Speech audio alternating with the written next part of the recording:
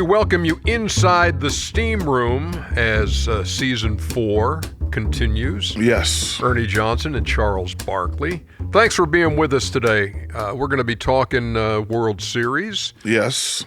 Dexter Fowler will be joining us a bit later. Great player, great guy. Yeah, good dude. But we're going to start with, first of all, and it's not the traditional first of all, here's a list of things. Yeah. Chuckster, and I think when this news started hitting, we were like, I knew this was going to be your first of all, but this whole Kyrie Irving situation that we've seen in Brooklyn. Yeah. The Kanye West situation. Yeah. And obviously people know that my daughter's married to a Jewish guy. Yeah. So it's personal for me. And I just wanted to address it because it's like when something happened to a black person. I feel that anger and pain, but I wanted to talk to somebody, number one, Jewish, who's a lot smarter than us on this subject. And I said, Ernie, we need a rabbi. And you says, I got a great one. I got your guy. Yeah, because I was on his podcast, Rabbi Erez Sherman from Sinai Temple in Los Angeles. The Rabbi on the Sidelines is his podcast. And we had a wonderful conversation, really deep into a lot of things. And it was just awesome. And so when you said, you know what? We need to talk to a rabbi about this. He was the perfect choice. So we welcome him to the steam room. Rabbi, thank you. Appreciate you on short notice making time for us. We really do appreciate it. My question is, have you seen this movie? We're talking Hebrews to Negroes Wake Up Black America is the documentary, and that's the link to that is what Kyrie put on social media last week, and certainly anti-Semitic in its content, and then Kyrie trying to defend that and saying he's not. But to Chuck's point, from a distance, as you watched this play out, Rabbi, first thing that hit you? First thing is to call out hate. Charles, as you said, your own daughter's married to somebody Jewish, and it hurts. It hurts not just in the mind, but it hurts in the heart and the soul. So to be able to call out hate is number one. We can all have conversations about race and religion, but in the sports world, there's out of bounds. And in the faith world, there is also out of bounds. And so that's number one. Number two, I have not watched that movie, but the anti-Semitic tropes that are in that book and that movie are long known in the Jewish world and the world of stereotypes. So when you say that it hurts in your own community, we know what stereotypes do. And the most important thing, Ernie, that I felt right away was that a tweet by a celebrity, by somebody who knows how to put a basketball through the net, which, believe me, I love more than anything, as we talked on my show a couple of months ago, that ends up right here in my community. And I want to tell you something that happened just last week, that we had kids in our school, in a Jewish school, going to their athletic event, and their coach, who was not Jewish, they were talking about actually not the Kyrie thing, but the Kanye thing. Yeah. And the coach told them, you know what? I agree with that. Number one, that coach is no longer employed by that athletic team, but those children were educated, thank God. And since they were educated, they could stand up for themselves. But if they were not educated with so many other millions of children in this country and world, then those kids might have gone right along with that coach, and there would have been more tweets and more Instagrams as well. So what starts on a basketball court ends up in our communities, ends up with the future of this country. And that's where the conversation needs to begin. When you see white supremacists in LA holding up signs on the freeway saying Kanye is right, and then somebody imposing on the Georgia-Florida football game, again, Kanye is right, what do we need to do? I mean, because you first of all, you get mad. First of all, if somebody who's a white supremacist agree with you, you're like, I must be the biggest idiot in the world. There might be a lot of idiots in the world then, right? But that sign on the 405 was just miles away from our synagogue. And just a couple of months ago, in our driveway, when I woke up, walking my kids to school, they're 10, 8, and 6 years old. There were pamphlets by the same people who hung those signs on the freeway that said those same anti-Semitic tropes. And when my children asked me what was that, I didn't have an answer for them. And so what has to be done is conversation. It's meeting the other. Ernie, what I love about you is that you often wear a shirt that says, be a better human. Yeah. Rich Eisen said just the other day, don't dehumanize me as a Jew. What I want to say to Rich Eisen and to all of us is let's humanize us as people. In the book of Genesis, it says in Hebrew, B'Tselem Elohim, we are made in the image of God.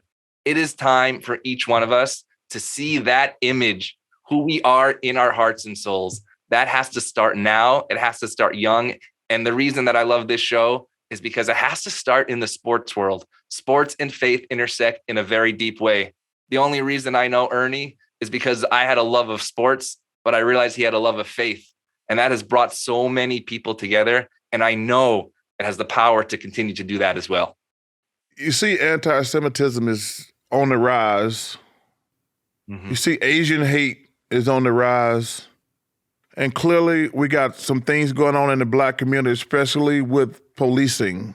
You know, you just get so mad and frustrated. I do. I can't speak for anybody else. But, you know, like, I don't want my grandson, which is the greatest thing ever happened to me, I don't want him growing up and people treating him a type of way. And that's what bothers me about this whole thing. Guys who are in a position of power, repeating and tweeting, and we give these fools a platform. That's what probably pisses me off the most.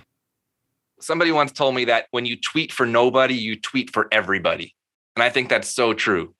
I have a pulpit, but Kyrie Irving has a bigger pulpit than me. And Kanye West, I just looked this morning, has 31.7 million followers on Twitter. That's double the amount of Jews in the entire world. And so who is he tweeting for? Is it for nobody or is it for everybody? And so I think, and I truly believe and am passionate about this opportunity. One of the best things that I have done as a rabbi is not within my walls of this synagogue, but it has been connecting with one of my best friends who's a pastor at a mostly African-American church in Inglewood.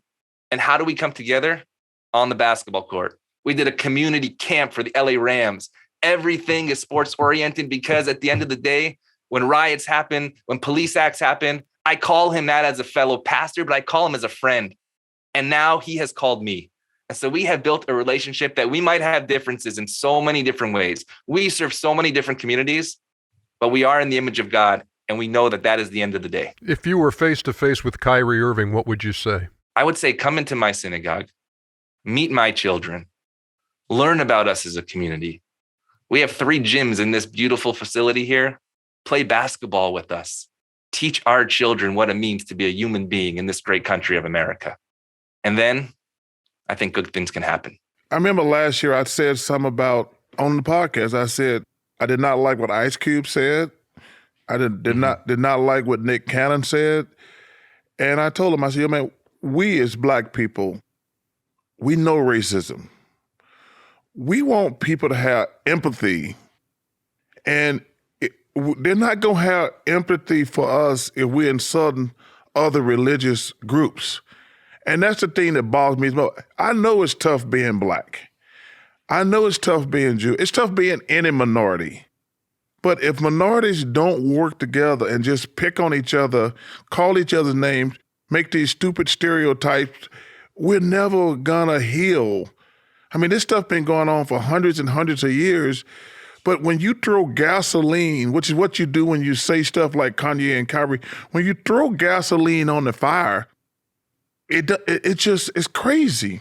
So there's something called the dignity of difference. There's a rabbi in England of blessed memory, Jonathan Sacks. He was the chief rabbi of the United Kingdom. And he said that we need to appreciate the dignity of difference. That we, and he said this years ago, are at a clash of cultural civilizations, but faith can either be part of the problem or it can be part of the solution. And you're right. This is fire and fuel and gas to the fire. But we also have a chance, fire works 2 ways. Fire can destroy, but fire can bring a lot of warmth to the community. And I believe that we have an opportunity. And Charles, I'm an optimist, hopefully, as you see. Believe me, I'm a realist as well. I know that there are deep, deep problems right now. Rabbi, where has civility gone, and how do we get it back? Honestly, I think these last 2 years, civility has been lost because of the lack of relationships. I'm talking to both of you over a screen. I hear you, I see you, but I need to shake your hand. I need to see you face to face. I need to understand and see your emotions. And so I hope that as we get this world back together, civility can come back in the human relationships that we all need to, because when human relationships are created, that's when God is also brought into the equation. You know, our political system is, to understate it a little bit, is broken. How much do you think the politicians, like, we're more divided than ever? Mm-hmm. And how much do you think our politicians deserve blame for this the zero civility, the division that's going on in this country right now? So I'm not here to put any blame on anybody. I'm actually here to do the healing work that needs to be done. No matter what era we lived in, of course, there's always politics, red and blue, but we need to remove the red and the blue, and we need to gain, like I said, the human touch. This afternoon, we are gathering leaders of different faiths in our synagogue to talk about this issue exactly. It was the quickest gathering I've ever seen people say yes to, because they are in deep desire to do this. They are in deep despair because they don't want this anymore. I believe that the faith world can actually help the politicians in guiding them and what it means to work together. Again, there are going to be political differences. I'm not going to solve that. But as the rabbis who work here at Sinai Temple say, we're not here to talk about Pence and Pelosi. We're here to talk about Moses and Joshua. Then I think we can help them think a little more about those aspects of our soul as well. Are you mad? And I don't want to put any words in you. Are you angry? Because look, you and I, aside from the podcast, we've stayed in touch, and I know how even keeled you are. I feel like I know your heart. I don't feel like anger is really. I feel like anger really has to fight to work its way into where you are, Rabbi. Are you angry? I think there's not a moment of anger, but there's a moment of fear. The fact that in my own synagogue, armed guards are standing by to make sure my children are safe and hundreds of others. The fact that you can't get into our building unless you have an appointment. That's not a world of faith. We need to do better. And when I spoke to those children that were on that bus with their coach, and I asked them how they felt scared. And so before we feel mad, we are feeling fear, we're feeling scared. And that's where dignity of differences come in. We can do this together. Jews and Blacks and Asians, whoever you are, we can do this together. So stop with the tweets. Call somebody that's different than you today. Yeah. Make a difference and say, I'm here. I wanted somebody of your magnitude and just honesty, and just because I tell people this. I called a friend of mine last year, Noda Begay, who's just a great dude. I says, "Hey man, explain the Indian thing to me." Because, I hear all the debates about, is it a slur and blah, blah, blah. And I said, Noda, tell me the Indian thing. And he said, I really appreciate you asking me that. I said, because I don't want a Black person. I don't want a Hispanic person. I wanted to know how a Jewish person felt about this situation, because it ain't up to anybody else to tell somebody what's not racist, what's not offensive. You need to put, as a Black person, I know what offends me. I don't need somebody to say, well, every time because one thing that used to always annoy me when I'm driving, obviously I'm from Alabama, every time I saw that Confederate flag, I was pissed. Absolutely. And I was like, Chuck, calm down, relax. And then you hear some party get on TV say, well, it's part of my heritage. And I said, yeah, but if I had something that I know offended another ethnic group, I would say, you know what? I'm gonna take that down. That is where, we throw the word empathy around a lot, but that's one of those instances where it is front and center. If you have that, yeah, and if you realize that what you're displaying is offensive to somebody, yeah, and you know that, and yet it still is there. And that can be, I see when the family drives down to Florida, there are a couple of places down in South Georgia where that stars and bars is waving in the breeze. And it's like, do you know who you're hurting with that? Do you care who you're hurting with that? And I think that's part of it too, Rabbi. Is it, you may realize it does, but do you care? Yeah, and I think when you realize who you're hurting, it goes back to those relationships. And in our tradition, at least, we have this idea in Hebrew, it's called teshuvah. It means repentance, but it really means return to your soul. And that we have the belief that every human being has the ability to change. And even if you've done the worst things in your life, you still have the ability to change. And so when you see not just who you're hurting, but what you're saying, we all have, as individuals, as communities, as religions, as societies, we all have things in our past that need to change. And so why not change now? Well, thank you. This has been great for me. Good for the soul, as I like to say. Man, I know you're an optimist, and I hope at the same time that you're hopeful that we can make a change here, and that we can kind of get out of this spiral that we're in. It saps you, Rabbi. It does. It's like when you wake up and you see another incident, and it's like, geez, can we get out of this? And maybe it's up to each of us individually to do that, is to say, no more. Look in the mirror. What can I change? And how can I make this? And enough of this, more of this. And man, it's a tall order. It's a tall order, but it's worth it. Yeah, your perspective has been awesome, Erez. It really has. And look, I value every moment that you and I interact, whether it's a text, whether it's an email, whether it's something like this, whether it's the podcast, whether it's a phone call. And Chuck was right. We needed this on the steam room today, and you were just the person to have. Thank you. Thank you, and God bless both of you, because the work that you do is all this, and we need more of what you're doing as well. Thank you so much. God bless you. Thank you. I feel so much better now. Do you? I do, because I was having a rough week with all this stuff, and then you saw what happened at the Michigan State game. Yeah. I was like, yo, man, can I please, y'all, can we be civil to each other? Yeah. Rabbi Erez Sherman, Sinai Temple, Los Angeles. Awesome job. That was awesome.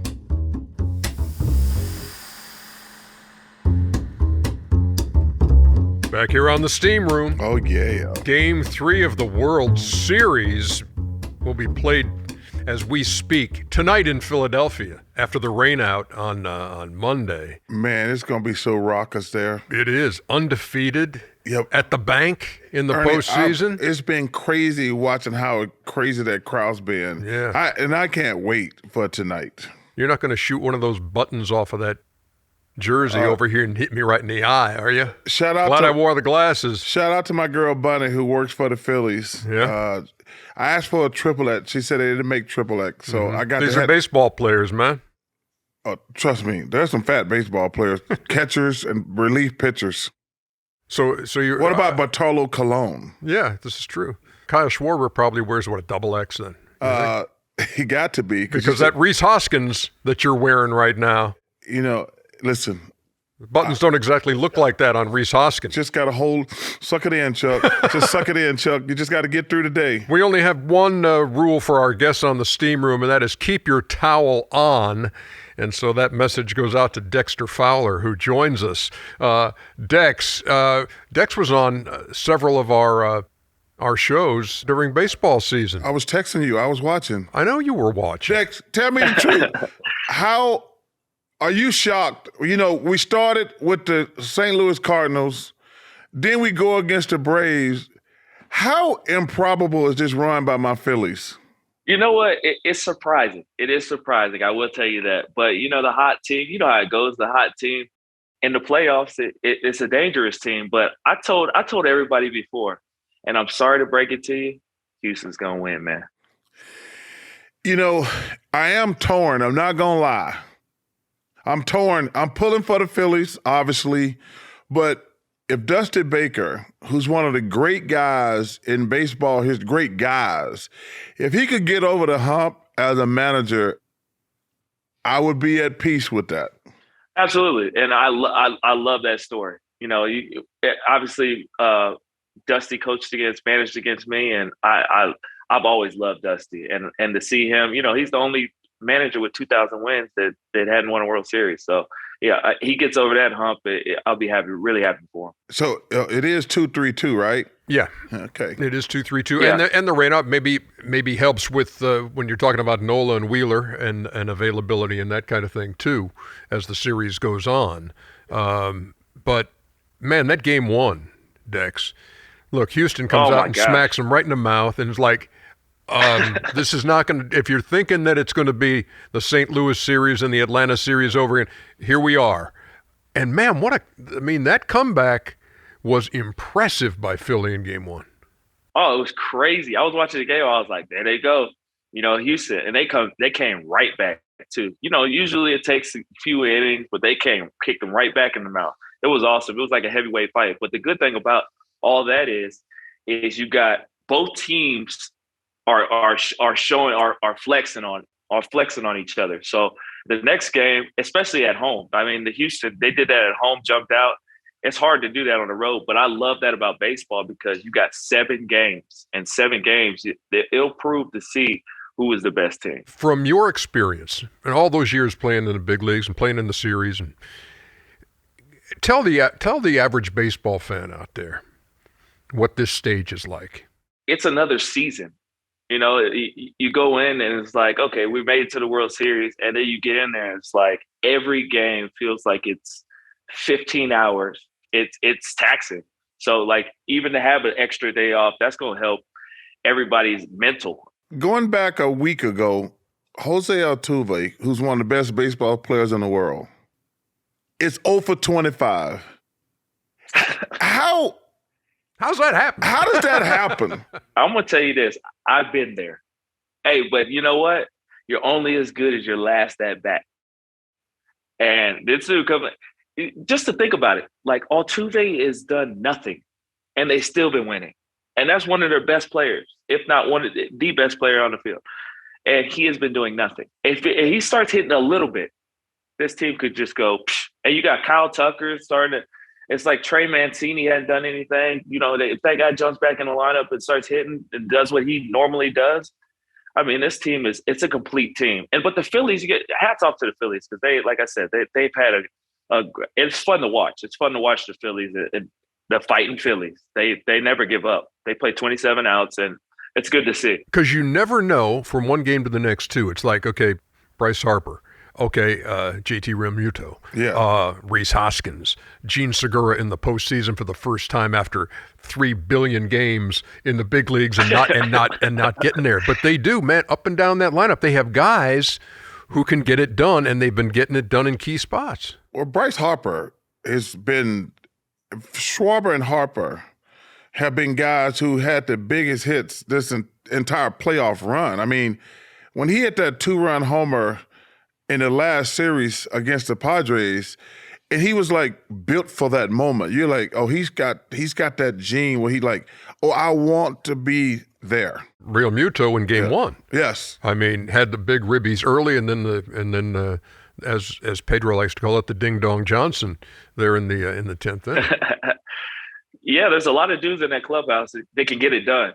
And like I said, it's like Chuck said, it's somebody different all the time. You never know. And you never know. Pitchers might step up. Their bullpen's been great. It's 2 great teams, and I think it'll be a great World Series.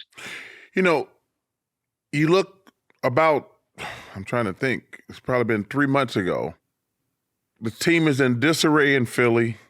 We fire a manager. 22-29. And we're like, I mean, 'cause I got to Philly, I think, right around the same day he got fired.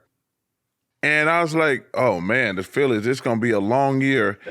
What do you think the biggest difference, other than Bryce Harper getting healthy, when people talk about managerial styles, and I always tell people, I hate that because it's just total BS. They're like, well, he's a player coach until they start losing. They say he's too easy on the players.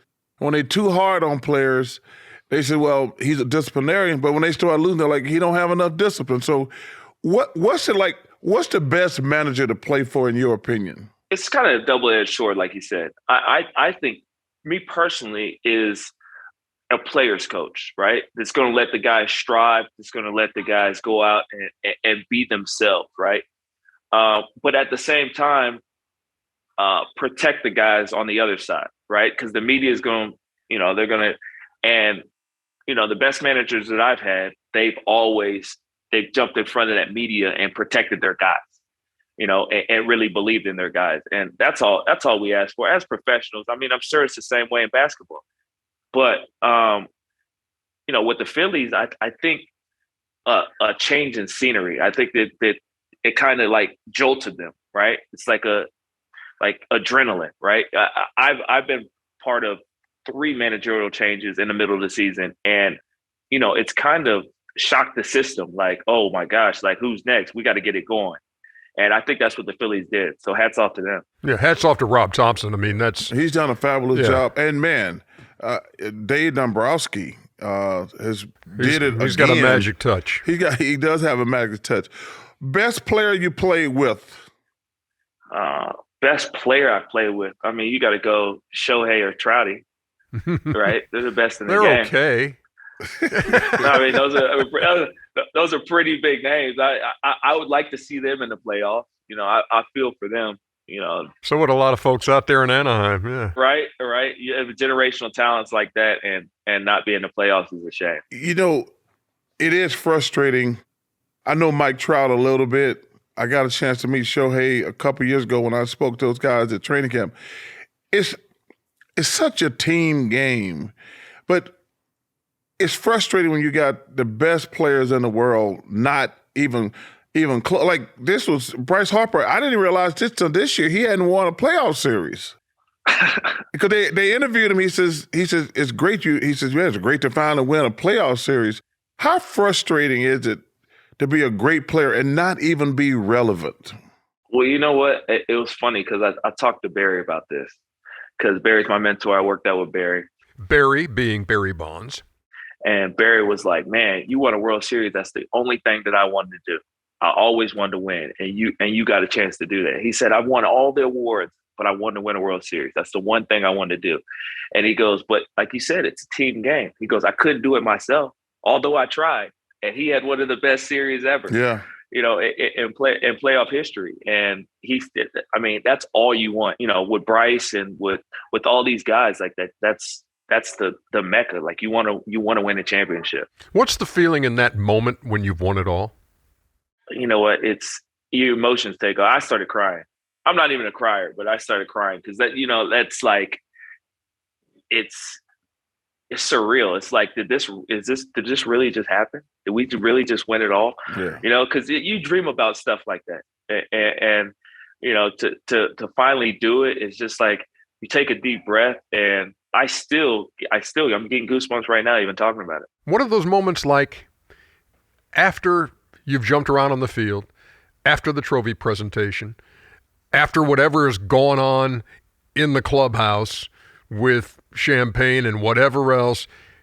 Are there those moments, though, when you seek out somebody and you have maybe just a couple of minutes right there where you talk kind of seriously and about, man, what did we just do? Yeah, you get the band back together. You get your boys back together, the dudes who you were in the trenches with. You sit there and you just,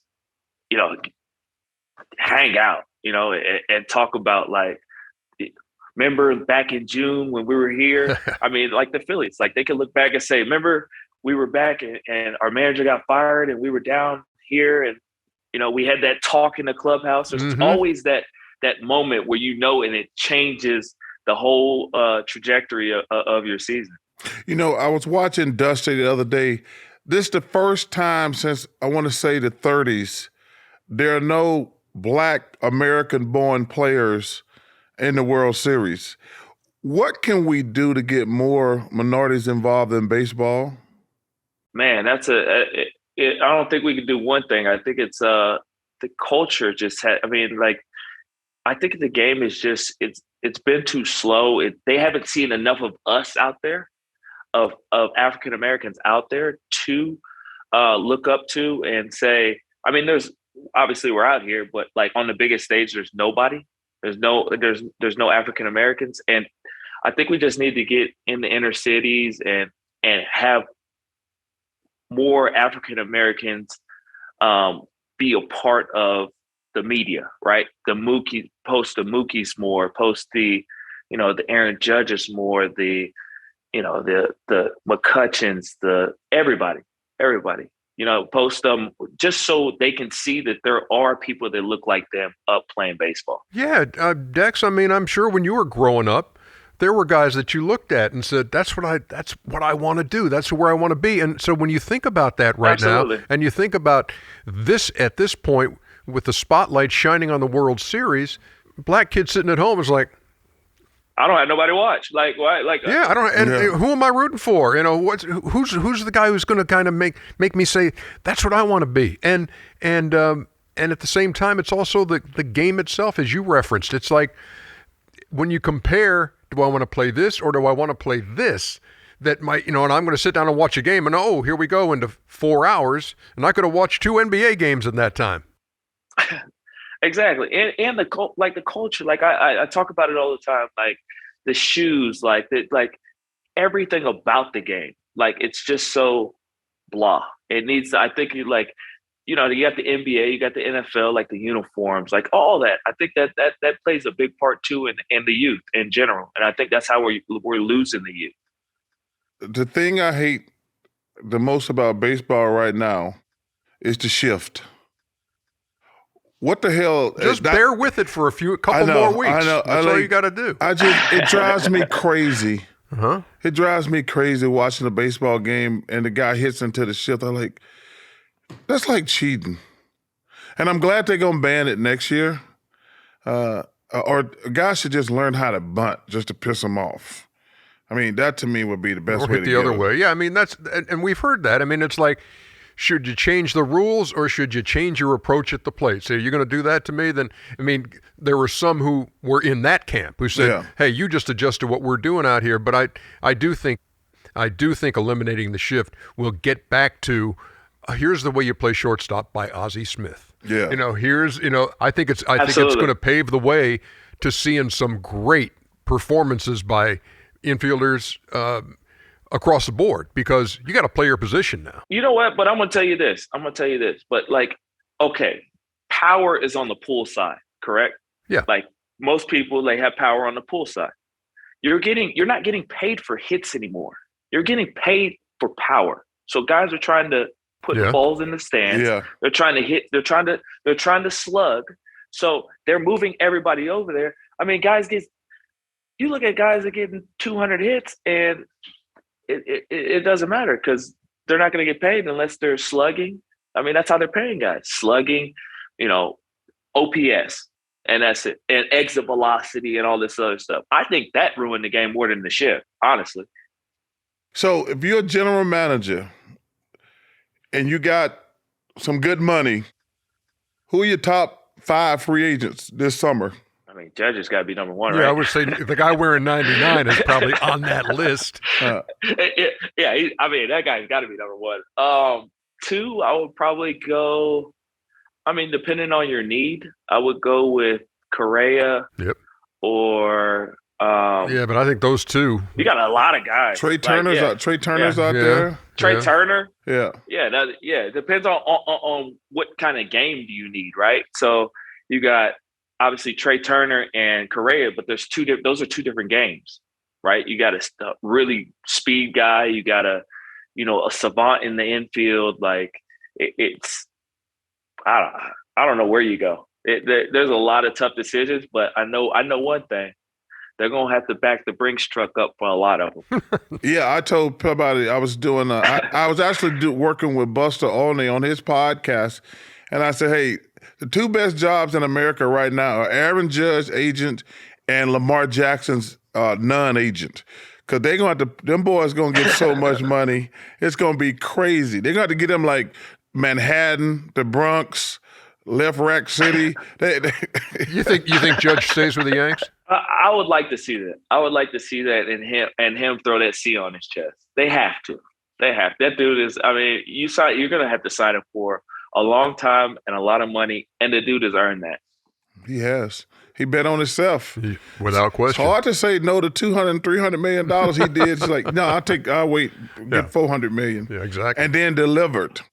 And I'll tell you who's watching this very, very closely. Shohei Ohtani. He's watching where Judge goes, how he's going to be watching that very closely. I mean, that's the big question was going to be like, do you go with loyalty or you go try to win?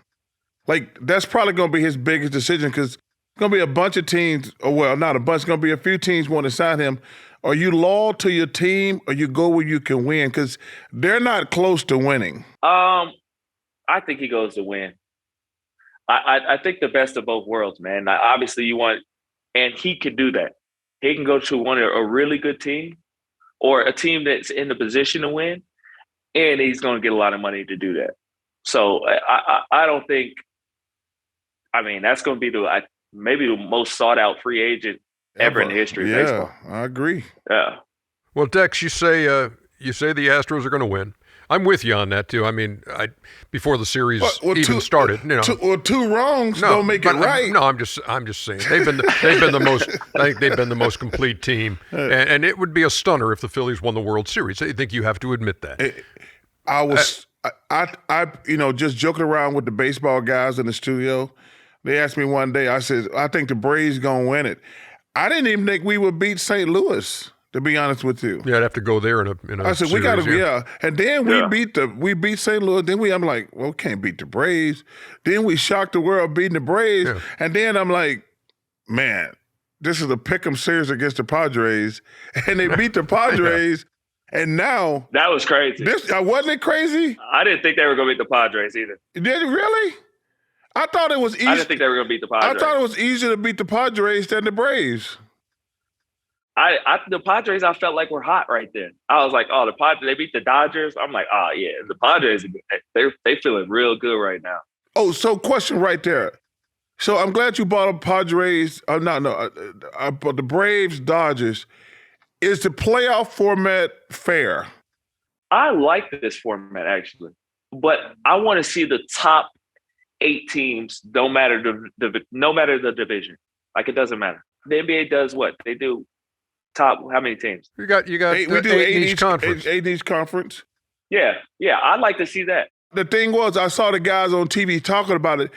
They said it really is not fair to those teams that dominated for 162 to be playing in 5-game series. That's the question I'm really asking. I agree with that.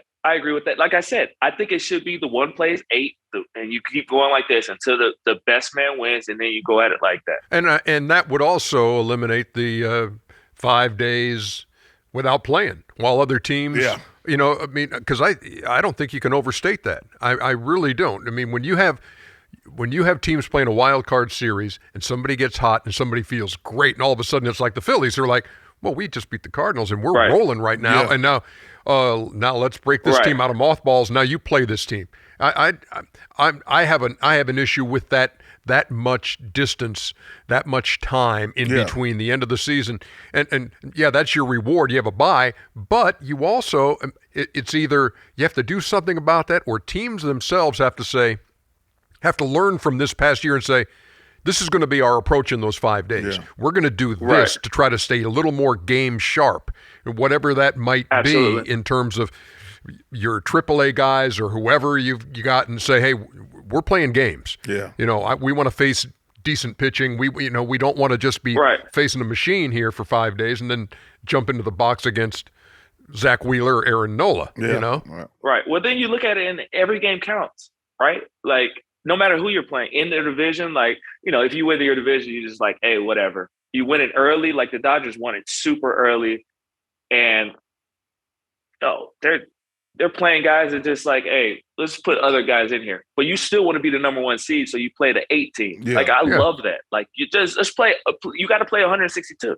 Okay, so take me through the rest of this series as we let you go. The Astros are going to win, you said. Is it going back to Houston? Are you telling me the Astros are going to go to Philly and take 3? I honestly, I got the Astros winning 2 of these 3. I don't know which one it is. It's tough when you go, honestly, when we played in the World Series, I remember we lost the first 2 games. It's tough playing at home in the World Series. You know why? Because everything is different. Your route to the field is different. Maybe the president's coming, this and that. And it's like, oh, I got to leave. It throws you off your routine. If you're at the hotel, you're just going straight to the ballpark and playing.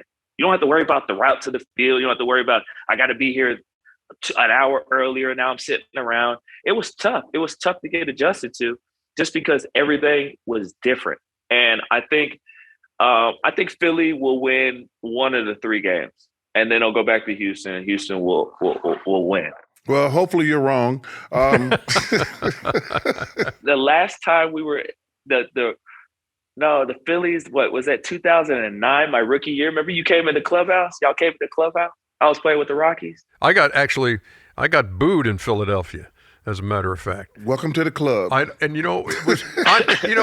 out there. We've all been there. Yes. Dexter, I'm out there for the presentation of the National League Championship trophy. Here the Philly, everybody's celebrating. Everything's great. And so I get the mic. We come out of commercial break. Hey, congratulations, Philadelphia. This is Ernie Johnson with TBS. It's my honor to boo. I look down at Ryan Howard. He's like, all right, hey, welcome. That's Philly, brother. Man, it was unbelievable. That's right. Unbelievable. Hey, it's great talking to you. Great catching up as always. Enjoyed having you at the TBS studio this year too, man. That was a lot of fun. Oh, let me tell you something. Number one, keep up the great work on television. But just before you leave, I wanted to tell you something. 4, because I know you're going to hit the ball. Hey, we're not going to hear none of that, though. We're going to be striping it right down the middle. It'll be perfect. Well, thanks for having me on, guys. Appreciate you, Dex. Thanks, What a man. good dude. Yes, no doubt. Yeah, what a good dude. Chuck and Ernie in the steam room. Come and join us in the steam room. Chuck and Ernie in the steam room. Leave your towel on in the steam room. So, Yeah. Yeah. you know the phone number for your answering machine? Do you know the phone number for your 404 and 987 0330? Okay. I don't want somebody to write down the wrong number and then be surprising someone on the other end. Always love finishing the show this way. It's always entertaining, always unexpected. We don't know where the calls are coming from, where in the world I they might love be. the fact that y'all made me change the answer machine to include the world. Yes, I think that was a that great was call pretty by cool. Cap, Yeah. our legendary steam room producer. Yes, he is. All right, call number 1. Hello, world. This is Charles Barkley. Leave me a message. Hi, Charles. This is Nancy calling from Milwaukee, a longtime Bucks season ticket holder. I just have to ask, are those your real teeth? Some of them are. Some of them are. Let's see. Okay, which ones are? I think Bill Laimbeer got one here. Uh-huh. And I think Knocked it clean out? knocked it backwards. Yeah. Man, that hurts, man. It didn't hurt as bad as I thought it just got discolored. So, yeah, most of my teeth are my own, but they either, I paid for them, so they're mine anyway. Mm-hmm. And shout out to Milwaukee. Shout out North 68th Street. And my hometown. And the favorite to win the NBA championship. I would think. And Giannis is runaway MVP. We're 6 games into the season. If you let me We're finish. 6 games into the season. How many games into the season are we? It's like 6. He's the front runner for MVP right now. Yeah. Is it too early to be talking like that? Hey, let me tell you something. There's some coaches out there, they're dead men walking. Wow. You know how many games into the season we are? 6, 7, 8. Yeah. Remember what I said? Christmas? Some of these dudes ain't going to make it to Thanksgiving. Oh, I don't know about that. Okay, all right. It's November 1st. Yes. Right now. And you're thinking some of these guys, so you're saying more than one NBA coach will be gone before Thanksgiving. Yes. You're cuckoo. Yes. You're cuckoo. I'm telling you, there are going to be 2 NBA coaches fired before Thanksgiving. Put that on the board. I want a piece of that. Maybe you can get your money back for Georgia beating Auburn. I paid you. I know. I said maybe you can get your money back. Oh, that was a good bet. Yeah. Next call. Hi, Chuck. When I was 4, my dad took me to a celebrity golf tournament, and you pulled up in a golf cart, really excited to meet you, but when you got out of the cart, you stood above me and said, "I'm going to eat you." I about pooped my pants, and it's one of my favorite stories to still tell today. He didn't tell us where he's from. And that's what stuck out about that call? Me having fun with the kids. He didn't tell me where he's from. I would have. It couldn't. Probably don't sound like Lake Tahoe, because we have to walk there. So he was 4, and he remembers you Yeah, but saying, he didn't tell us how old he was. Well, he's certainly more than 4 now. I know. Yeah. But he should have told me what city it was in. Do you remember telling a kid you're going to eat him? Man, I say crazy stuff to kids all the time. That's the best thing about my life, meeting kids. Yeah. You know, it's so funny. We meet so many great people in our life, fans. And that's one of the blessings of our jobs. I mean, I've met some incredible people who become friends and things like that. And this guy, and we don't know how old he is now, or how many years ago this was, but when he was 4 years old, and you said that, and he'll never forget it. And that's awesome. But he should have told us where he's from. All right. Call us back, and Cap will make sure that we put you on. Yeah.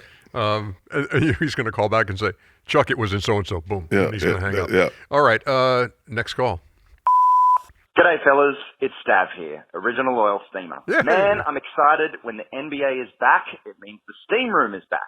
During the break, I went with my family for a holiday in Cyprus and visited with my uncles and aunties, and it all culminated in a cousin's wedding in Lefkada, a tiny mountain village, which was incredible.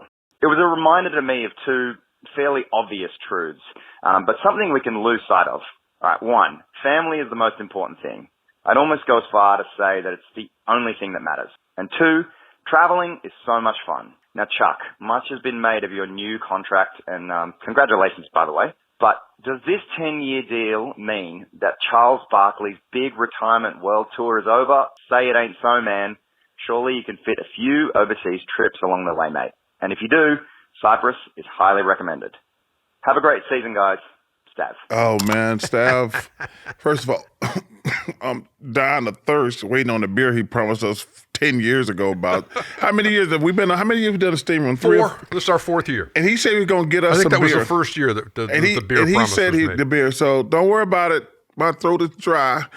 You know, man, I'm so glad he still listened to the steam room because he was our first call, basically, right? I believe so. Yeah. Certainly our first international call. Yeah, and we got one from my man who was in Gladiator. Remember him? Yeah. I mean, we got my man from India last week. Yeah. I mean, from all over the globe. It's unbelievable. Yeah. I mean, remember the soldier who said we helped him with PTSD? Yeah. Yeah. I think he was from Minnesota somewhere. Have you been to Greece? I have not. Really? It's a good trip. Barcelona. Australia. Sydney. They tell me I got to go to Perth and Melbourne, though. Mm-hmm. I've been to Sydney like 3 times. They said, no, you got to go to Perth and Melbourne.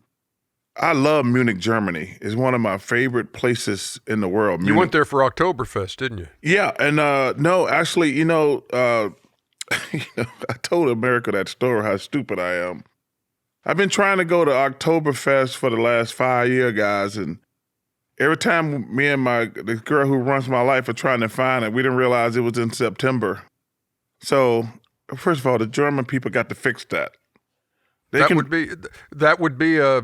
Are they wrong? Or am I wrong? I don't know where the confusion would stem from, or why would it be called Oktoberfest if it's in September? Yeah. I got to call Dirk Nowitzki. I mean, he's big enough over there because I think they got a chancellor over there, right? Yeah, I'm pretty sure. I mean, shit, they had a Yes. lady chancellor for a minute. I got to call Dirk Nowitzki. He can pull some strings and move Oktoberfest to October. September 17th to October 3rd. So there is some October in there in the fest. Well, it should be completely in October. So you must have gone like October 4th. I know, it should I be, missed it by one day. But that doesn't make no sense, does Okay, it? well, get over it. Now you know. Next time you're going to go back, or if you, so you weren't there for Oktoberfest. No, I've never been for Oktoberfest, but now I you want to know. go. September 17th. Yeah, I want to through go. October 3rd. Well, you get 3 measly days in October for Oktoberfest, It's in September and October. which makes zero sense. I just told you that. Well, now you know the dates. Okay, And now there's no excuse. no excuse. Unless Christy, get on that. Christy, girl who runs my life, make sure I'm where I'm supposed Not to to be confused with your daughter, Christiana. No, those are two different animals right there. Shout out, little Henry. You know, I love being at home when the kids come for Halloween, and I can't be there this year or next year because it's so. First of all, these kids got no idea who I am. I think their parents want to meet me. What does a young trick-or-treater get at the Chuckster's house? Cavities, diabetes. Hey, I give it because, you know, I've been in the limelight for a long time, and I read all the horror stories where people kill celebrities who don't give out good candy. So I'm never going to run out of candy. So I get a big handful and give every kid a big handful. So they got Regular sized or minis? minis, but they're getting probably 6 You're to better than that. What do you mean minis? I can't get people But big old candy. No, you bar. just said Dude, that you know how many there's kids? great expectations on a high profile celebrity like you, and you're just going to have the little itty bitty Butterfingers just like everybody else. They're getting like 6 to 8 pieces in these big old claws. Those big old claws can't even palm a basketball. They can, but they can give out plenty of good candy. I mean, because I don't want people writing an article. I remember, I think it was John Elway, if I remember. It was like 30 years ago. People were complaining about what kind of candy he gave out. And I said, that's never going to happen to the Chuckster. Have you checked social media lately? No, never. Hey, that's why all fools got an opinion. I never check social media. We hope everybody out there had a wonderful Halloween. That's great for the kids, trick-or-treating, man. yeah. It's great the pictures of my grandkids and their Halloween stuff. It was Yeah. so cool. Yeah, I called to check on little Henry, and they said next year. You can talk to him next year? No. Or he's gonna trick or treat next year. Well, I don't think he should be dressing up. I was disappointed that he didn't dress up. Wow. You should have put him in something like a little costume. I think so too. Thank you. Pick it up. Get on, Pick it get up, on that Christiana. Christiana. And her husband, Ilya. Ilya. Come on, you guys, get with it. Yeah, get with it. Yeah. Anyway, that's it. We're done. We're done for this edition of the Steam Room. We will be back 2 weeks. in 2 weeks. Everybody vote next Tuesday. Would you second that, Chuck? Everybody vote next Tuesday. Please vote next Tuesday. No matter who you're voting for. That look is worth a million words.